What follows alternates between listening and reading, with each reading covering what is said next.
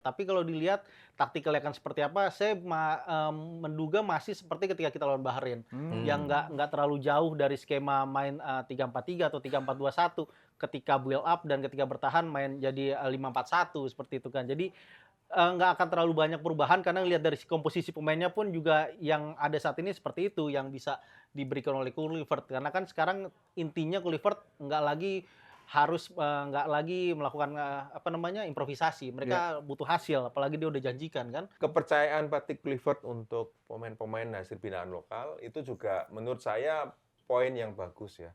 Makin hari makin percaya dia.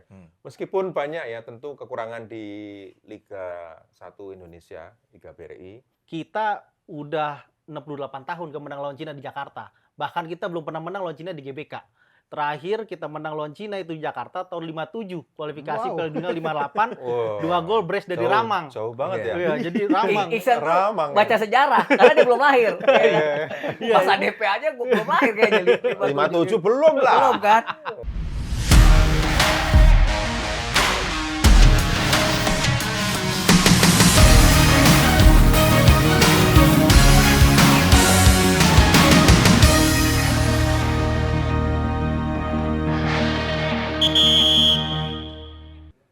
Garuda Calling akhirnya halftime break kembali membahas ke tanah air yang dimana timnas akan berlaga di hari Kamis nanti dan di tanggal 10 di minggu depannya lagi di kualifikasi Piala Dunia Zona Asia ronde ketiga. Dan kali ini gua nggak sendiri, kali ini cukup beramai-ramai, ada Bang DJ, Mas ADP dan Mas Iksan. Yeay. Yeay. Ini kalau kita ngomong Indonesia emang kita harus rame-rame. Benar. Ya kan? Namanya perang itu harus pasukannya harus banyak. Benar. Ya kan? Tapi sebelum ngebahas timnas, nggak afdol kayaknya Lu ingin memberi ngomongin sedikit Inter Milan, update lu terkait mesti lu. yang kemarin juara di akhir pekan. Karena masih Ini hangat ya. Masih hangat, benar. Masih Mas hangat ADP. sakitnya, Masih hangat. perihnya masih sangat hangat ya kan? Ini karena Bang DJ seorang fans Inter dari sini. Sedikit dong Bang DJ. Luis Apalagi Enrique treble yang kedua kalinya di dua Ya. klub yang berbeda untuk PSG.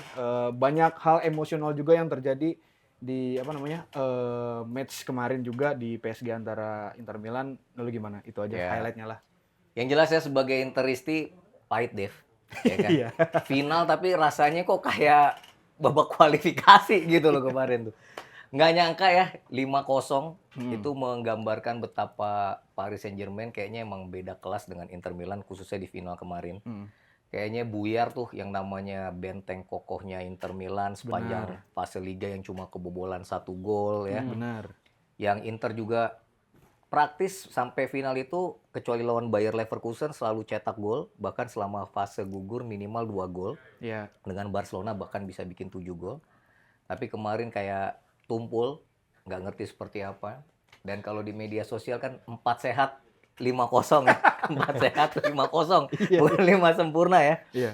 Dan ya 0 trofi lah buat Inter Milan. Benar. Ya Digadang-gadang treble tadinya ya kan. Angkat piala ya. Iya. angkat piala. Cukup angkat gelas lah. Ya. Bahkan yang paling sebel tuh sepanjang hari fans rival sekota yang nggak ke Eropa musim depan aja itu bisa nyela gitu nyindir itu tambah pahit lah, tambah pahit. Tapi ya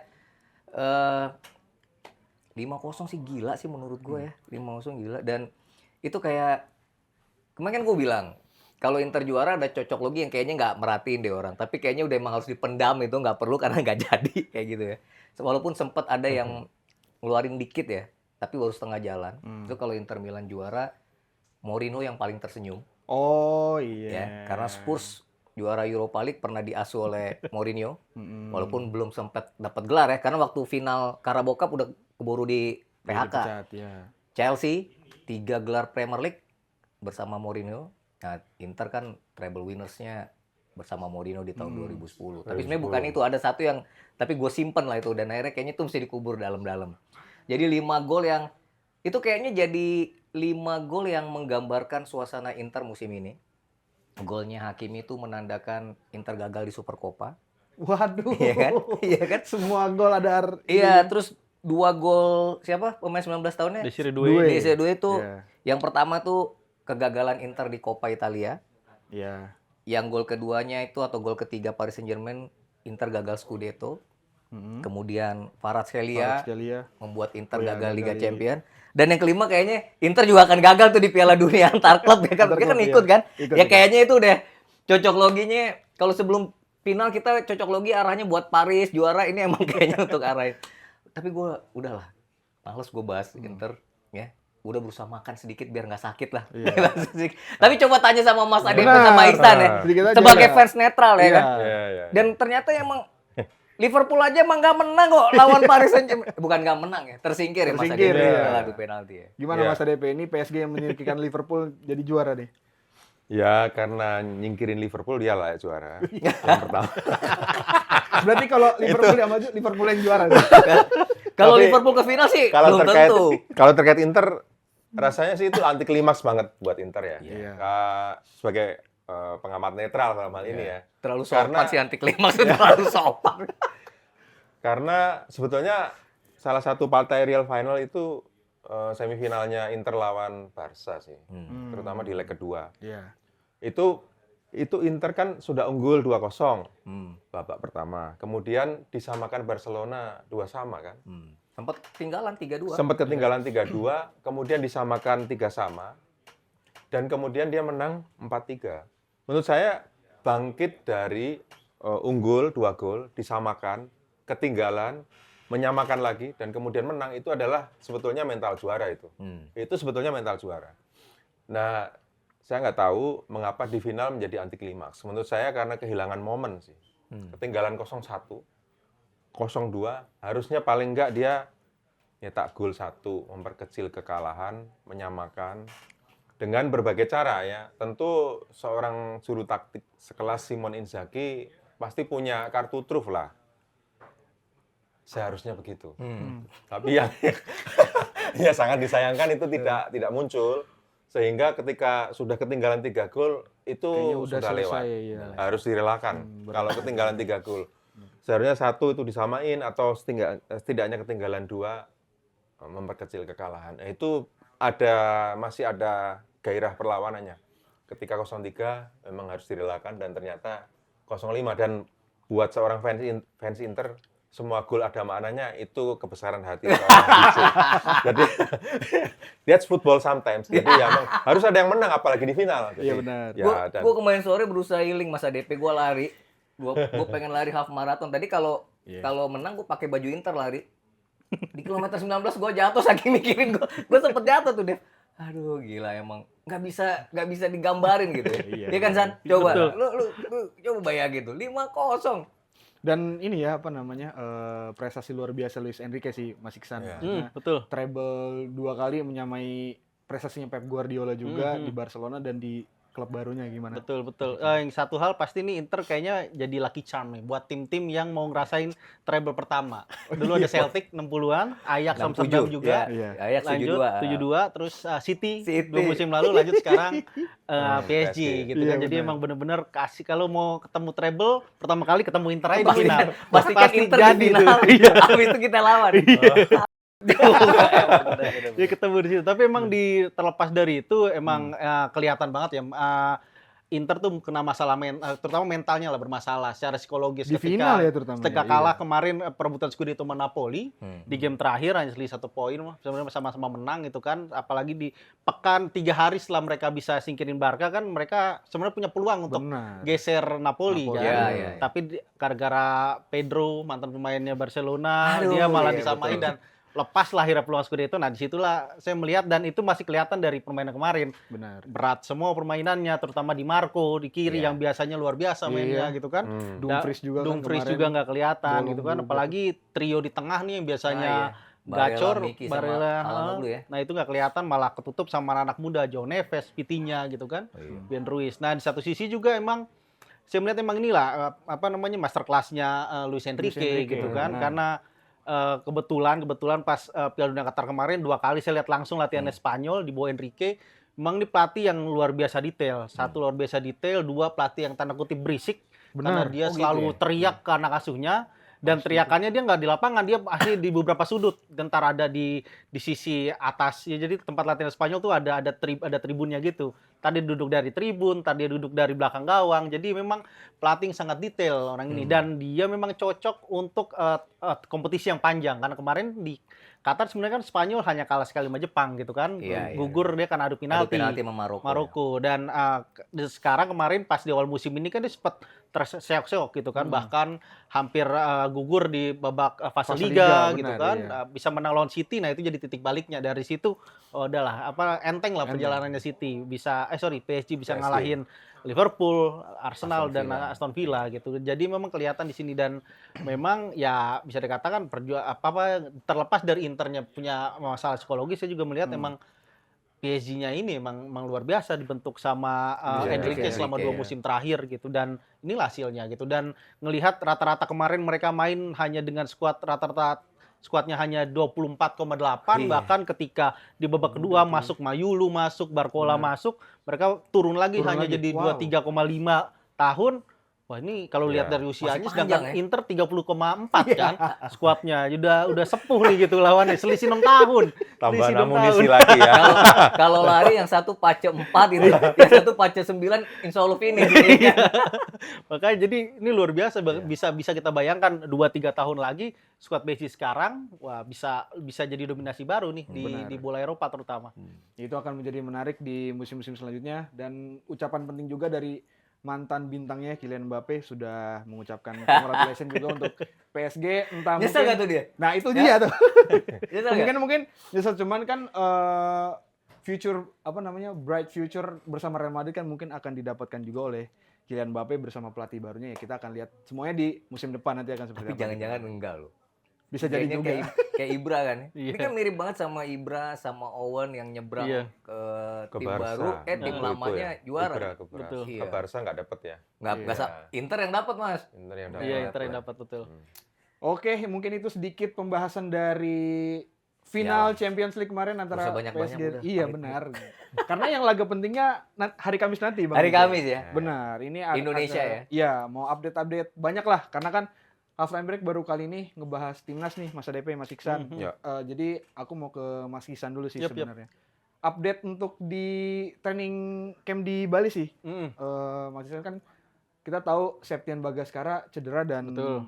Patrick Kluivert memutuskan untuk memanggil seorang Beckham Putra tuh. Nah, itu menjelang itu update-nya gimana tuh di Gue emang TC di sebenarnya Bali? secara awal dari jujur ya, untuk di match di Juni ini emang lebih prefer Beckham yang dipanggil gitu, karena lihat dari statistik di liga, dia bikin 4 gol, bikin 6 assist, bawa Persib juara, bahkan Benar. dia bikin gol-gol di game-game krusial, contohnya kayak lawan Persija. Terus kemudian dia bisa bantu Persib comeback lawan Bali yang notabene itu salah satu momentum mereka untuk untuk juara. juara di pekan ke-31. Jadi memang pemain ini memang secara mental sudah cukup mumpuni lah dibandingkan Septian yang sebenarnya hanya status super sub di Dewa United.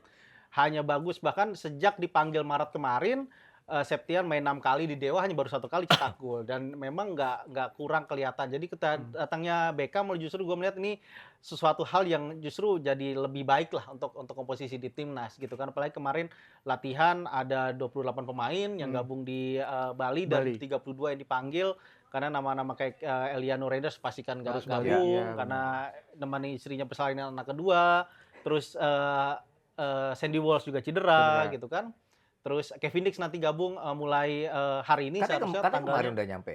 Iya, Tanggal 1 ya. nyampe. Baru hari ini kali Hari mulai. ini kemudian latihan, nanti tanggal 2 kemungkinan sore nanti mulai latihan mereka tanggal 2, dan Cina pun juga baru datang Selasa malam Selasa gitu malam. kan. Jadi memang secara komposisi dan secara persiapan ini lebih matang lah seharusnya.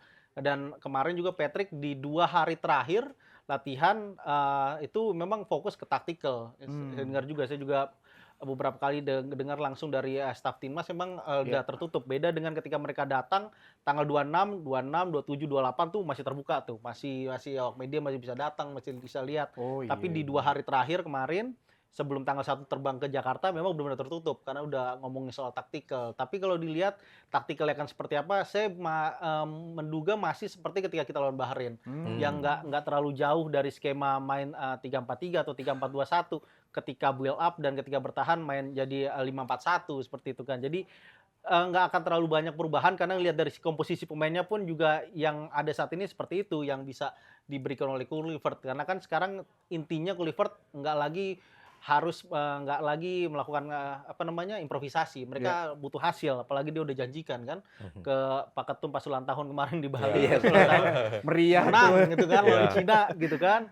Dan ya meskipun optimis Kluivert ya dia juga tentu bersama stafnya melihat juga kekuatan Cina, komposisi Benar. pemain Cina dan mereka dengan background Belandanya juga tentulah menganggap Cina ya anak kemarin sore lah di sepak bola ini kan internasional gitu kan. Tapi ini saya justru menganggap Coach Patrick jangan terlalu sesumbar. Ini Iya. Asia Benar. rimba yang berbeda dengan Eropa. Kita Benar. tahu Roberto Mancini, Jurgen Klinsmann selama setahun kemarin Iya. gagal total kan di Gagal Asia juga, gitu iya. kan. Jadi kalau nggak diantisipasi, Cina dengan Branko Ivankovic yang lebih paham sepak bola Asia justru bisa jadi ancaman. Apalagi kita kan haram nih kehilangan poin, wajib Iya, menang. wajib Kalau menang, benar. kita masih punya kans untuk lolos langsung ke Piala Iya, Dunia kalau ke Piala peringkat Dunia kedua, langsung masih bisa ya. dengan catatan Australia kalah Ya, dari Jepang misalkan. hasil lainnya. Terus dan gagal menang ketika lawan Arab Saudi di game Saudi, terakhir dan benar. kita sisanya bisa menang semua misalkan seperti itu gitu kan. Nah, masih ada peluang untuk itu. Tapi setidaknya kalau menang lawan Cina ya tiket ke putaran keempat ada di tangan lah. Tadi menarik tuh Bang DJ kalau misalnya mengoptimalkan taktikal yang nggak jauh beda pendekatannya dari ketika lawan Bahrain kemarin. Artinya dan melihat dari update dan juga apa yang dilakukan oleh Coach Patrick dan seluruh staff, itu kan dia praktis lah ya nggak datangin pemain baru. Biasanya menjelang match kualifikasi Piala Dunia ada aja nih pemain baru gitu loh. Tapi kali ini nggak, itu tandanya emang skuad kita nih emang udah cukup atau udah maksudnya untuk menghadapi 2 match terakhir memang udah cukup tanpa harus ada tambahan gitu. Mas ADP mungkin ada komentar dari pemain itu? Ya seharusnya lebih dari cukup kalau lihat modalnya. Iya. Modal untuk mendatangkan pemain naturalisasi itu harus lebih dari cukup. Nih modalnya. Ya, seharusnya dengan semua modal pemain naturalisasi dan berbagai upaya yang telah dijalankan ya, termasuk mendatangkan beberapa pemain naturalisasi yang baru dan penampilan kita yang cukup menjanjikan ketika laga terakhir menang 1-0 ya. Bahrain. Itu melawan Bahrain. Itu rasanya untuk melawan Cina ya sudah cukup ya, dengan apalagi kualitas pelatih sekelas pelatih Kluivert yang meskipun di awal itu banyak pro dan kontra, rasanya sudah lebih cukup waktu lah. Ya. Pertandingan pertama pertandingan pertama kita bisa maafkan lah kalah dari Australia dengan optimisme yang tadi dikhawatirkan oleh Iksan ya. Jadi jangan terlalu optimis, memang betul. Pertandingan kedua masih diragukan tapi kemudian dibuktikan dengan kemenangan. Rasanya pertandingan ketiga dengan persiapan yang sudah lebih matang, ada training camp di Bali dan sebagainya yang sudah berakhir. Rasanya ya kita optimistis tapi dengan banyak modal. Modalnya adalah kohesivitas tim yang harusnya lebih terbentuk, kemudian keyakinan pada skema permainan yang sudah lebih jelas, komunikasi pelatih dan tim pemain yang lebih paham, saling memahami, itu rasanya sudah lebih dari cukup kalau menurutku. Apalagi kalau dibanding dulu-dulu kita nggak pernah bermain dengan pemain naturalisasi. Dengan kualitas yang seperti ini ya. Iya, dengan seperti ini. Dulu kita diasuh pelatih lokal Sinyo Aliandu, juga sampai di subgrup 3B sebelum dikalahkan oleh Korea Selatan. Artinya dengan pemain naturalisasi yang sedemikian menurut dalam kacamata saya itu cukup mewah ya. Jadi rasanya ya nggak perlu pemain tambahan juga cukup ya. Cukup. Dengan sumber daya yang ada gitu. Tinggal memompa kohesivitas tim untuk memahami skema permainan Patrick Kluivert dan tim, dan kemudian komunikasi di lapangan dan percaya diri. Ya. Itu yang menurut saya misalnya disuntikkan oleh waktu itu Gus Hiding di tim Korsel dan sebagainya. Ya ini memang tugas pelatih selain meramu taktik juga memompa percaya diri, dan menurut saya ya kalau soal cukup atau tidak ini lebih dari cukup sih. Dan ini Dev, gue nambahin paling ini kan ada perbedaan dengan waktu Kluivert membawa Indonesia menghadapi Australia dan Bahrain di bulan Maret dan sekarang akan menghadapi Cina dan Jepang di bulan Juni. Ya. Waktu persiapannya kan lebih ada. Betul. Kalau waktu Australia kayaknya cuma 1-2 hari terus dia langsung Benar. berangkat ya. Artinya pemain pun udah given aja lah kayak gitu. Ya. Kalau sekarang kan udah mungkin 1 minggu.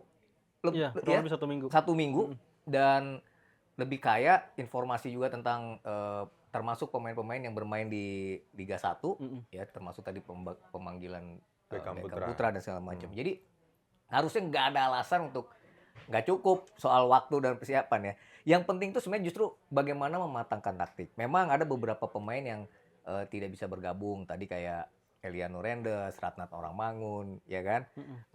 Terus menghadapi Cina ada beberapa pemain yang absen. Marcelino Ferdinand. Yang penting itu justru sebenarnya bagaimana taktiknya itu ya. Bagaimana Kluivert, Alex Pastoor sama Daniel Lanza tuh mematangkan taktik itu sebenarnya. Nah gue tuh tertarik tulisan lo ya San ya, kalau nggak salah hari Sabtu yang soal apakah seberapa Kluivert percaya sama back sayap kanan.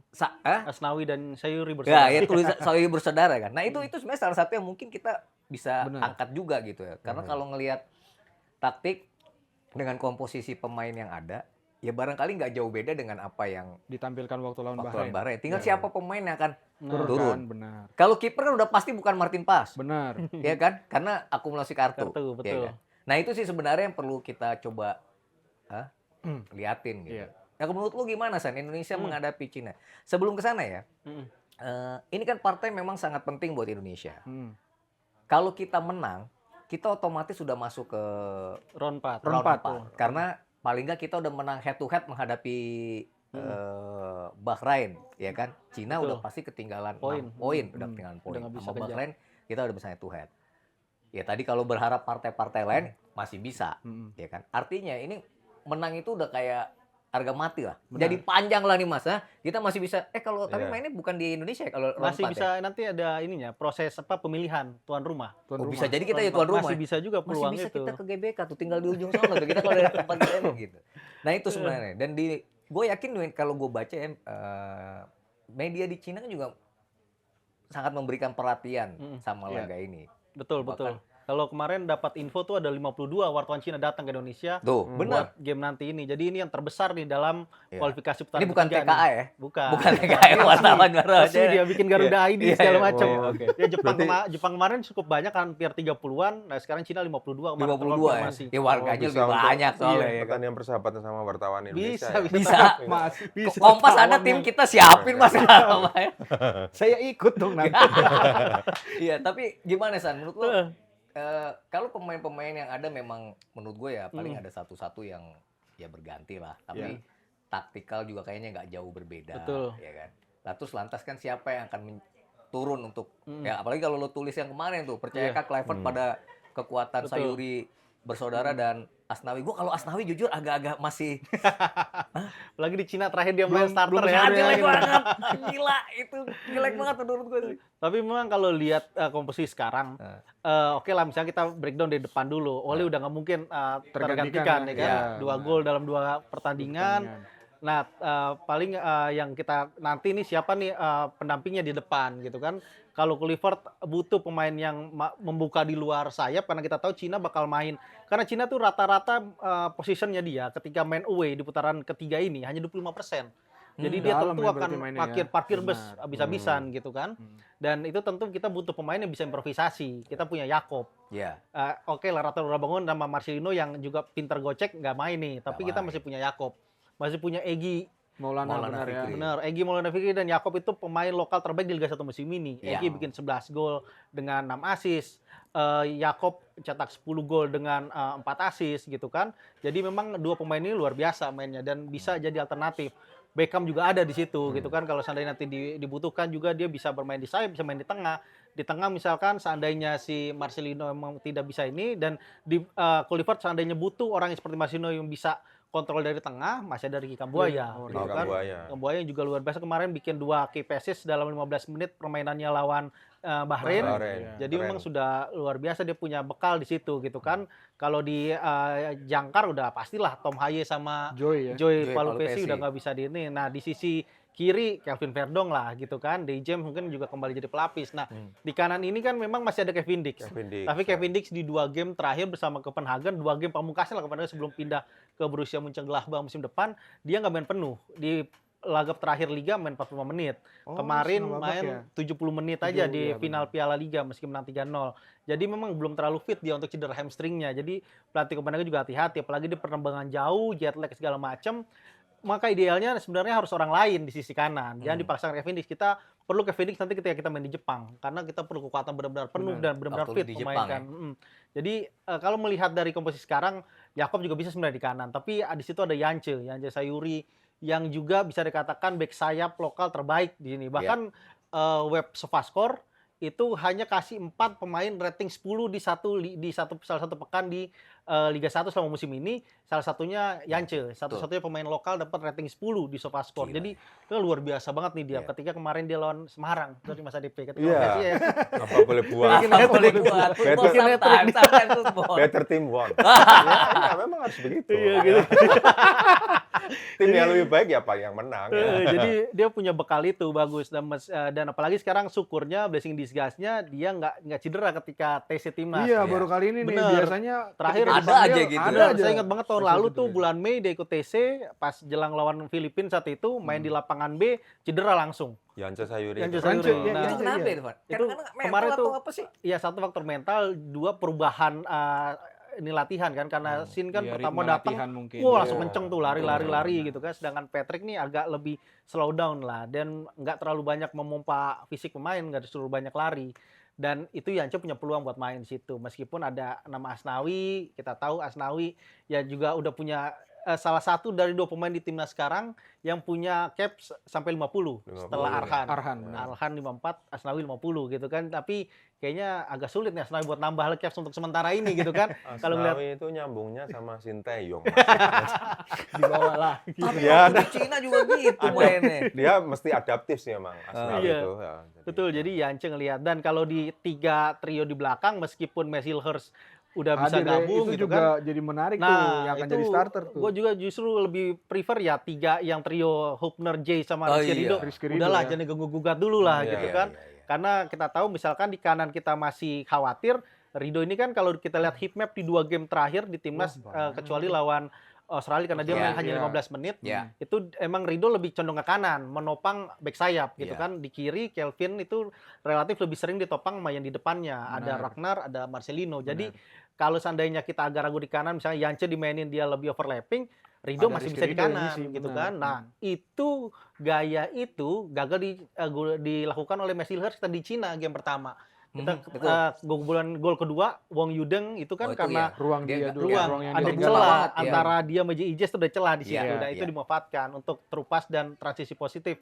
Nah, ini yang semoga tidak lagi diulangi oleh coach Patrick dan tetap gunakan the winning team aja lah yang udah ada nih terutama di lini belakang dan tengah gitu kan. Tapi satu menarik deh kan ngomongin Beckham Putra lah ya. Dia kan terakhir kapan sih dia? Belum pernah main timnas. Terakhir dia membela Garuda itu SEA Games tahun lalu. Nah, di partai yang krusial begini, Mas ADP deh. Orang yang pemain yang ya dia dipanggil aja mungkin udah dipanggil kaget gitu kan. Senang lah. Senang kaget campur aduk semua. Terus dimainkan tuh kayaknya ini kita berjudi nggak tanda kutip nih kalau misalnya Patrick Kluivert jadi starting lah. Kalau pemain pengganti barangkali ya udah masih bisa lah dia. Tapi memang untuk pemain-pemain yang main di liga domestik ya, yang memang hasil kompetisi kita sendiri tampil untuk timnas di event internasional resmi itu kan panggung yang memang diidamkan. Ya, pasti. Sehingga jangan sampai dia sendiri dan kemudian lingkungan tim itu pelatih terutama itu membuat dia itu demam panggung sih.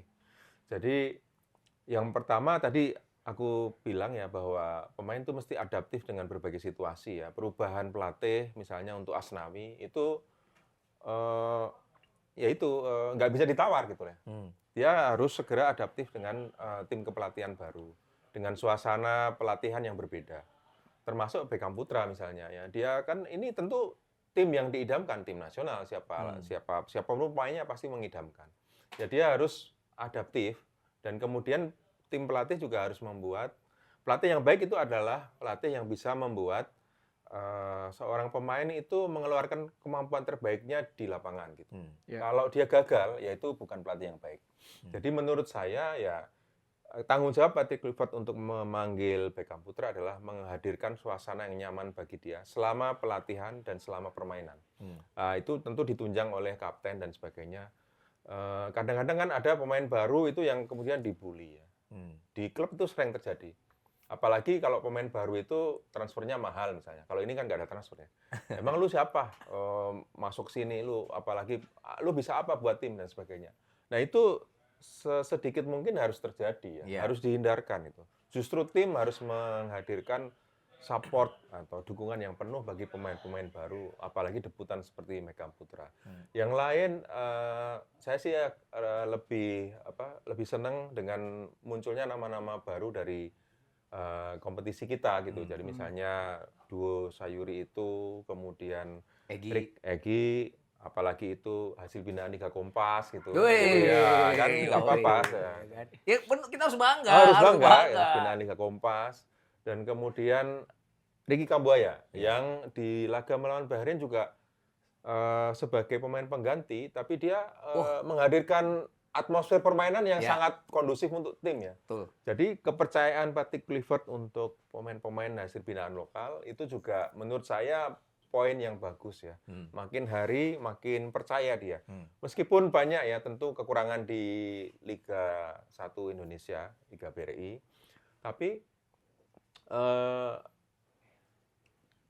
mesti imbang sih antara pemain naturalisasi dan juga pemain domestik. In my humble opinion, harusnya. Jadi jangan sampai hanya ada satu starter ya dari timnas kita dari Liga 1. Dari Liga 1. Ini Jangan bahasnya sampai. agak lain nih kayaknya. Ya. Tapi kalau Tapi- pemainnya siap sih nggak apa-apa, Oh iya Mas. dong. Jadi misalnya 6 ya, pemain yang 10 ya, pemain lapangan ya, 6-4 ya. 6-4 ya. 6-4 4-6 kayak di angkot tuh, atau rapat-rapat. 7-3 ya. 7-3. Iya, setidaknya begitu. Tapi Iya sebenarnya kan sih. gini Mas, itu kalau ngomong itu siapa yang siap lah. Arti Iya. pemain yang paling siap kan tim pelatih yang paling menentukan, Betul. paling Benar. paham gitu. Iya. Nah itu yang sebenarnya bagaimana taktik itu nanti mau dijalankan Iya. seperti. Nah tapi San, Mm. kalau sebelum kita nanti ngomongin Indonesia lagi ya, China sendiri kan ini menganggap 2 game ini kan juga penentuan dia Betul. kan. Bahkan ada di media Cina yang kemarin gue baca di bahasa Indonesia kan gitu ya. Mm. Mereka optimis menang 3-0 walaupun rakyatnya katanya lu mimpi lawan Indonesia menang 3-0 di GBK karena katanya kalau mereka menang 3-0 Masih ada kesempatan untuk poinnya sama-sama Iya. Indonesia, Oke. selisih golnya menjadi minus 10, kita minus 9. Kan Dan- sekarang kita minus 6, dia 6. minus 13. Oh iya. Ya kan? Jadi dia akan berharap di situ.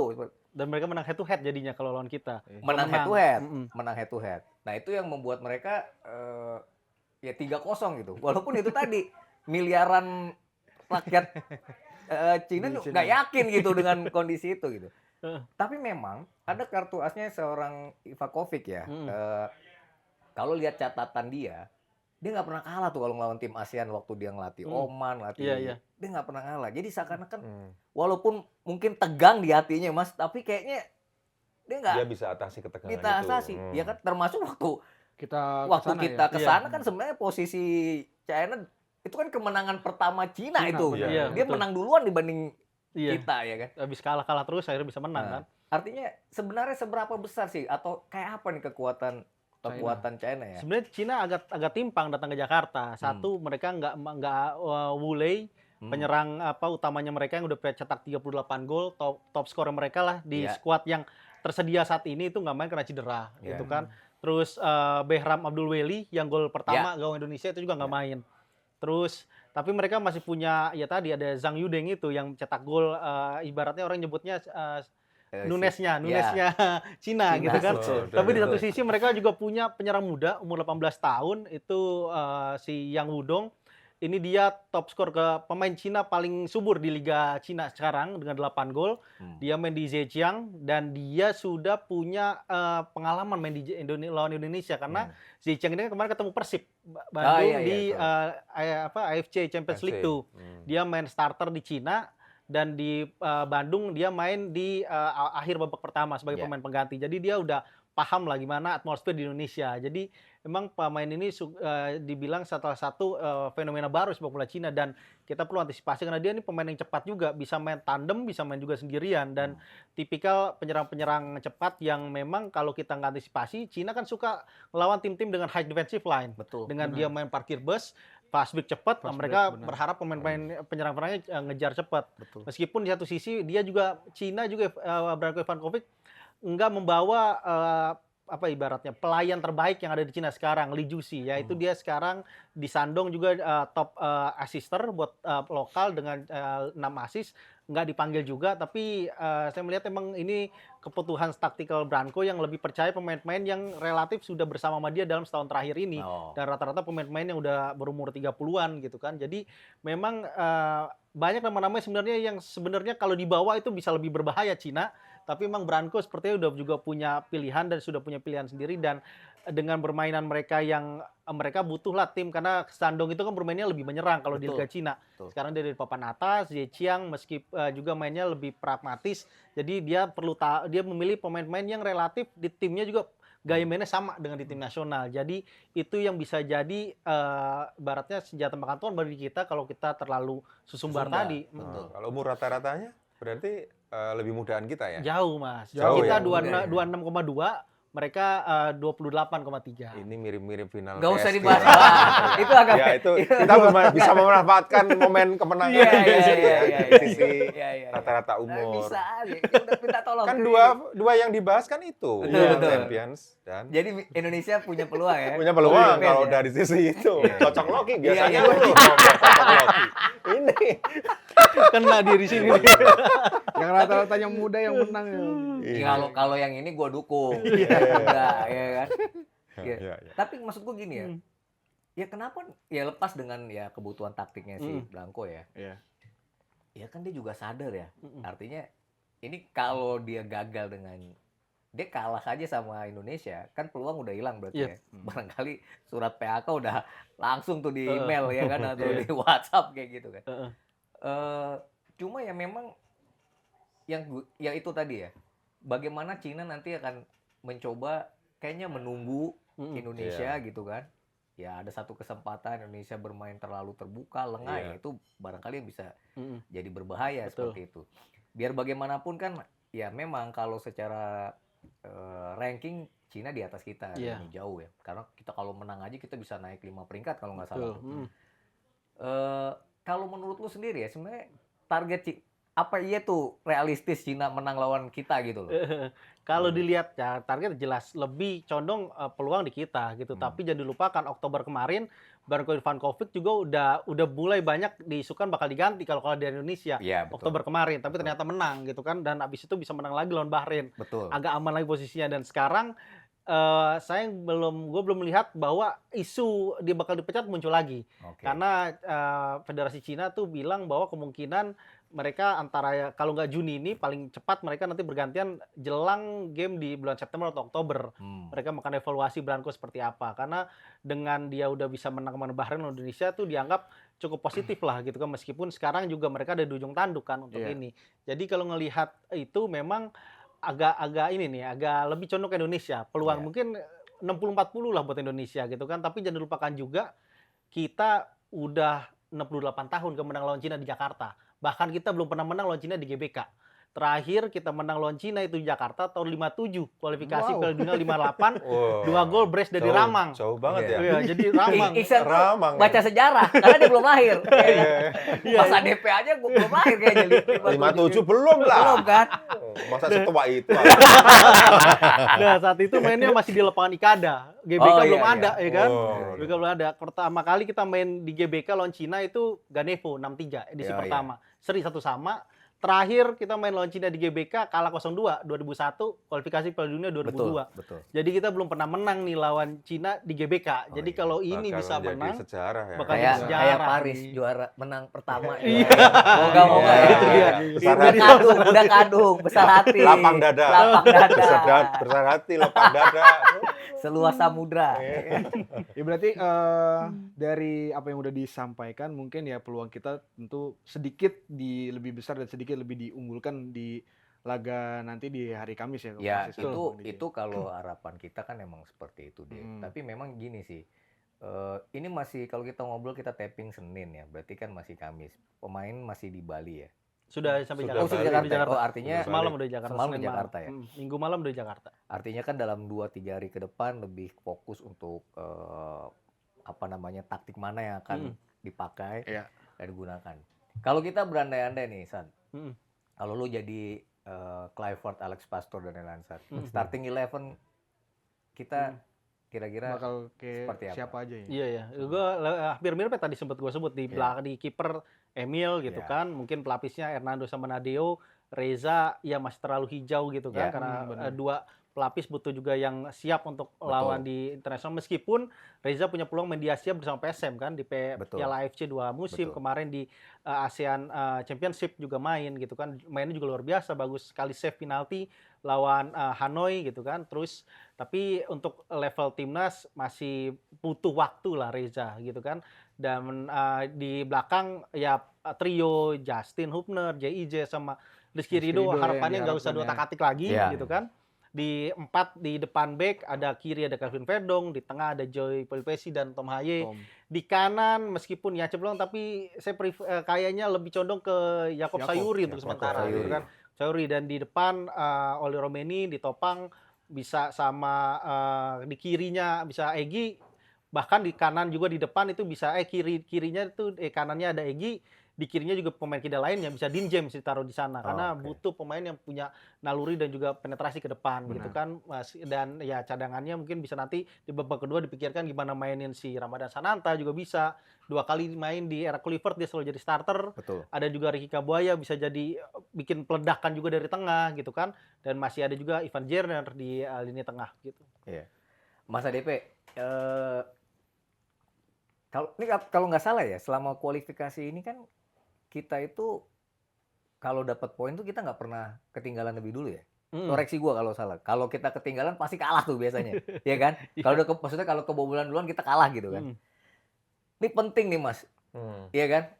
Mengantisipasi situasi yang nggak terduga, Iya, iya. ya kan? Tiba-tiba Cina dapat gol cepat lah, Iya, iya. misalnya gitu. Iya. Ya memang Ini mental soalnya. transisi itu mesti perfect ya. Karena kita merasa main di depan pendukung, atmosfer lagi baik habis menang, menjamu Cina, makanya kita biasanya bisa jadi kita menyerang dulu. Hanya kan memang kalau tadi skenario Cina dia akan parkir bus, maka dia mengandalkan serangan balik. Serangan balik yang ideal itu adalah cepat dan akurat. Jadi menurut saya ya kita harus segera transisi ya dari menyerang ke bertahan yang harus bisa mengantisipasi serangan balik yang cepat dan akurat itu. Nah, itu salah satu kunci kalau menurut saya. Apalagi kita kalau kebobolan langsung grogi ya, susah untuk menyamakan skor dan kemudian berbalik menang. Jadi menurut saya cegah Cina unggul lebih dulu dan antisipasi serangan balik mereka. Itu sih menurut saya dua kunci yang bisa jadi catatan awal dari obrolan kita ini.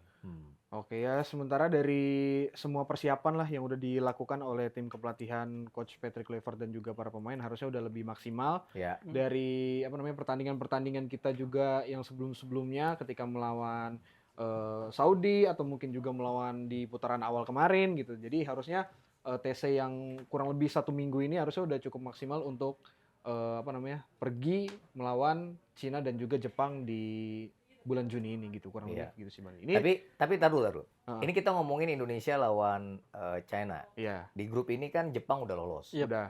Australia sedikit lagi, ya kan? Australia sebenarnya bulan Juni ini akan banyak laga-laga berat ya. Karena ya Jepang sih nggak punya kepentingan selain harga diri untuk membalaskan hasil, Dendamnya, bukan iya. membalaskan, Seri dia lah. imbang kan, imbang di betul. Jepang kan, dicuri poinnya gitu kan. Tapi sama Arab Saudi kan itu akan jadi laga krusial. Betul. Bahrain juga dia akan maksimal karena akan menghadapi Arab Saudi dan dan China. China ya, dan Cina kayak gitu. Di saat Indonesia menghadapi Cina ya, Jepang ketemu Australia kalau nggak salah Betul. di Australia dan Arab Saudi ketemu Bahrain. Bahrain di kandang Bahrain.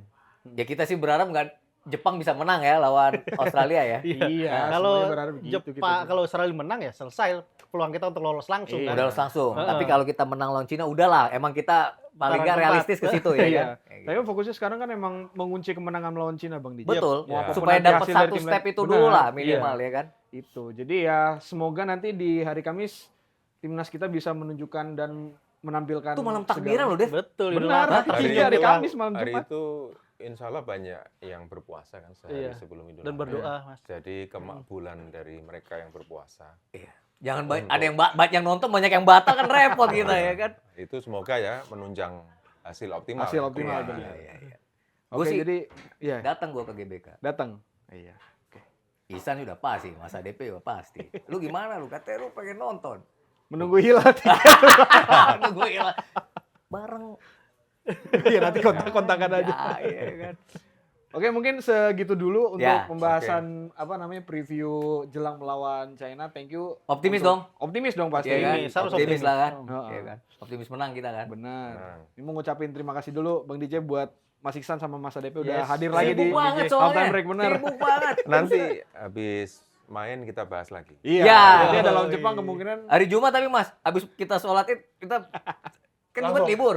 Wah, bisa dibikin masuk. Bisa dibikin masuk. Bisa lah kita fleksibel. Fleksibel. Kecuali Salsa dia pulang katanya ke Lampung.